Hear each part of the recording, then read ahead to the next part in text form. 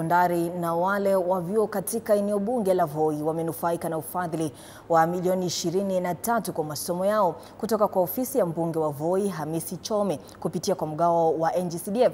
Akizungumza na runinga ya TV47 wakati wa hafla ya kuwapatia cheki za basari walimu wakuu wa shule za Voi, Chome amesema wamepokea milioni 23 kati ya milioni 60 ambayo alikuwa ametengea elimu katika mwaka huu wa kifedha katika eneo bunge lake. Julius Mariki na ukamilifu wa taarifa hii.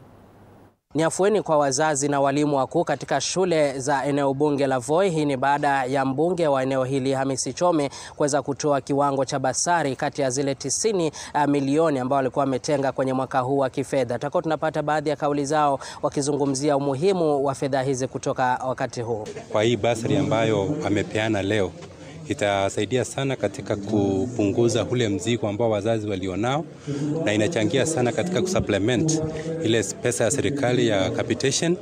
Kwa hakika ukiangalia eneo zima la Voi, wazazi wengi hawakupata mazao mazuri kwa sababu ya hali ya anga ambayo ilikuwa nzuri sana, na kwa hivyo huu msaada ambao watoto wamepewa, tunataka kusema kwamba utawasaidia katika kuhakikisha kwamba wanapofungua shule katika muhula wa pili watapaki ama watasalia shuleni ili kuzidi kupata elimu ambayo ni bora. Hizi basari zitaenda kupunguza uzito wenye uko katika mashule yetu na uzito wenye principals wetu kwa mashule wana experience kulingana na hali halisi ya uchumi, na kwamba wanafunzi wetu wawe na uwezo wa kuendelea kupata masomo yao kikamilifu bila breaking ins kwa sababu ya changamoto za hela na changamoto zingine. Tuna task walimu wetu wakuu na walimu wetu kwa jumla kwamba wang'ang'ane sana, tuweke nguvu pamoja ili tuweze kupata matokeo bora, tuondoe hizi grade ambazo haziwezi kusaidia mtoto huyu wa jamii hii kusonga mbele katika kuwa mtu bora katika jamii. We have a very clear criteria on how we are dividing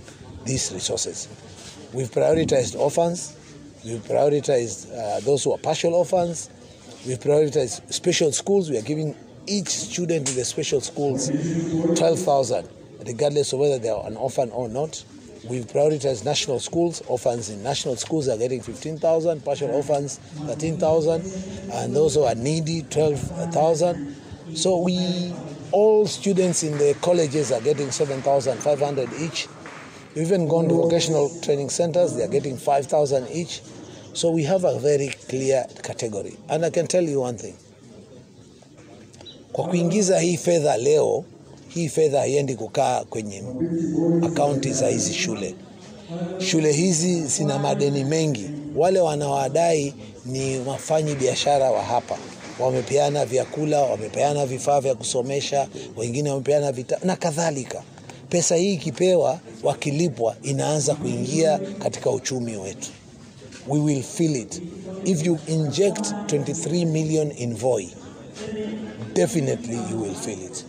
Hata kule mashinani. Baadhi ya kauli zao kwa kisema kwamba licha kwamba wanafunzi wako kwenye likizo, wanaporejea shuleni basi watakuwa wako na muda mzuri wa kusoma sababu tayari fedha zimeshatangulia. Nikiripotia TV47, mimi ni Julius Mariki, Mwakibo.